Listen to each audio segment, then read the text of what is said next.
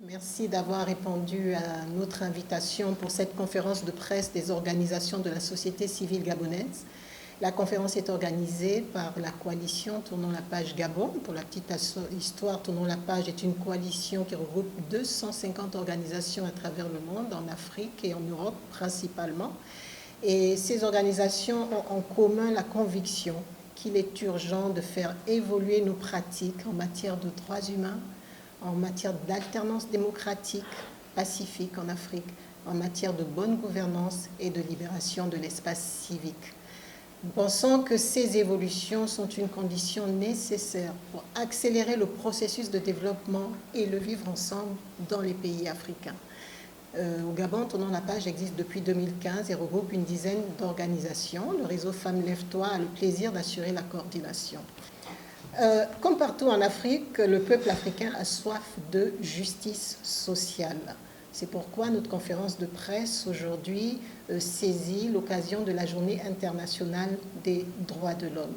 La jeunesse africaine revendique et exprime partout avec vitalité son besoin de justice sociale, son besoin de liberté.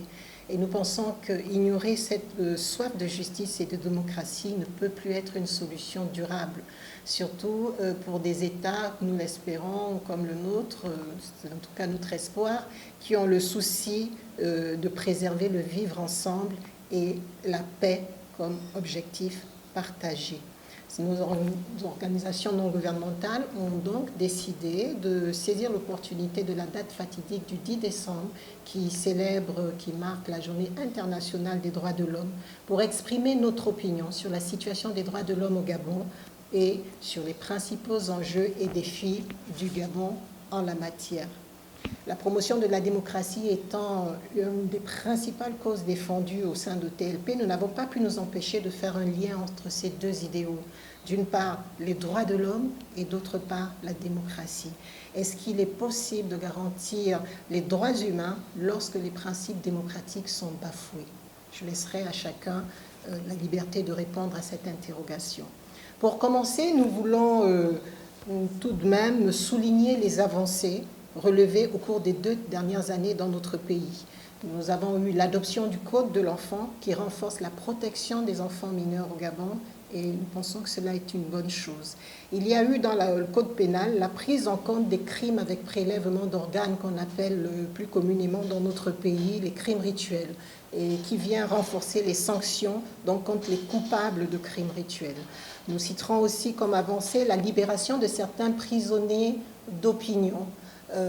Sans citer des grands noms, certes, il y en a d'autres, des anonymes, encore trop nombreux dans nos prisons, mais il faut le reconnaître et nous l'apprécions fortement parce que la société civile a contribué à ce plaidoyer. Certaines figures politiques ont été libérées alors que pour nous, c'était des prisonniers d'opinion.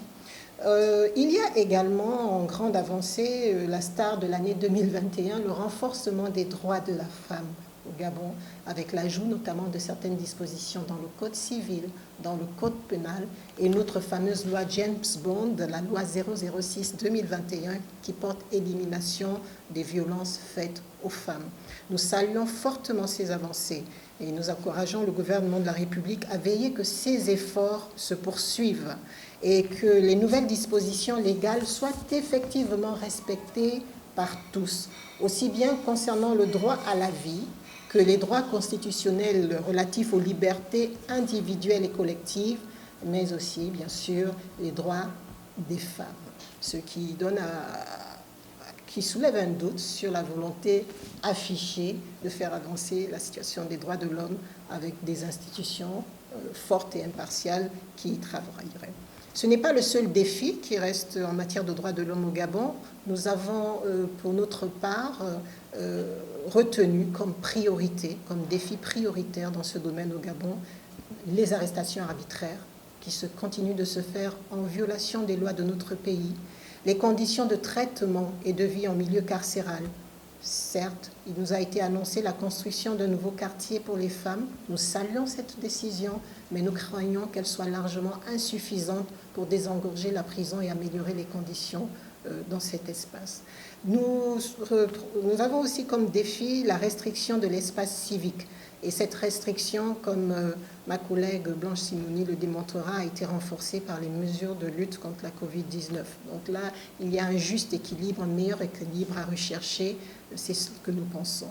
La transparence électorale reste également une grosse épine au Gabon. À 2 ans d'élections cruciales, elle n'est toujours pas garantie.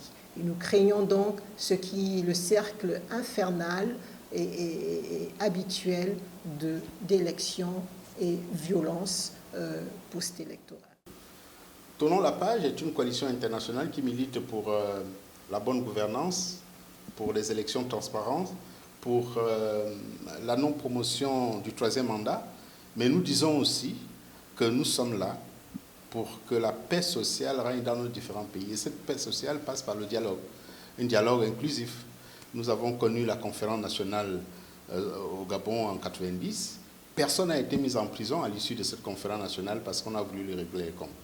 Je crois que c'est un exemple qui prouve à suffisance que ce soit au Gabon ou ailleurs, on a la possibilité de s'asseoir, de discuter entre les fils et filles de notre pays et de nos pays africains. Et nous sommes aussi capables de laver le linge sale en famille. Nous sommes aussi capables de trancher tous ces problèmes que nous avons pour dire, voilà, pour prendre des dispositions qui vont dans le sens de la cohésion sociale, pour éviter ces crises inutiles qui interviennent à chaque élection présidentielle. Est-ce qu'on organise une élection présidentielle pour vivre les situations que nous avons vécues au Gabon en 2016? Non. Une élection, c'est un moment de joie, ce sont des instants de plaisir, de joie, mais malheureusement, les élections en Afrique, que ce soit au Gabon, au Congo, au Cameroun, ben, c'est le sang qui coule. Ben, il faut arrêter avec tout ce que nous sommes en train de vivre. Mais malheureusement, à côté quand on regarde cette volonté de s'accrocher au pouvoir, et parallèlement, il y a un nouvel élément qui intervient, les coups d'État. Les coups d'État, il y en a eu au Mali, 2 coups d'État en moins d'une année.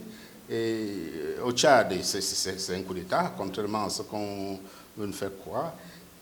Et en Guinée, c'est un coup d'État. Et qu'est-ce qui se passe après le coup d'État? On condamne, par principe, et puis les militaires s'installent. On risque d'assister en Afrique à ce rythme de coups d'État, à cette série de coups d'État, où les militaires vont s'imposer parce que les dirigeants ne veulent pas promouvoir la vraie démocratie. Qui dit démocratie dit alternance au pouvoir. Mais nous ne sommes pas partisans, nous sommes partisans d'une alternance au pouvoir par des voies démocratiques, par les voies des urnes.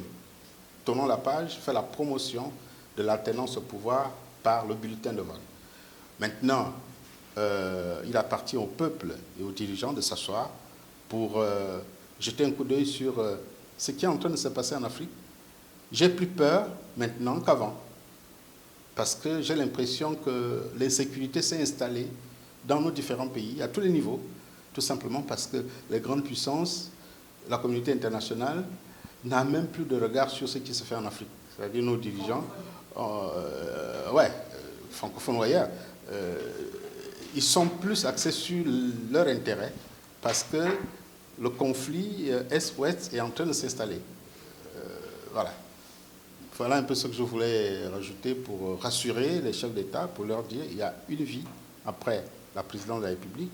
Maintenant, il va falloir que nous essayions de mettre tous les contours pour que ces chefs d'État ne soient pas toujours en train de craindre pour leur vie après.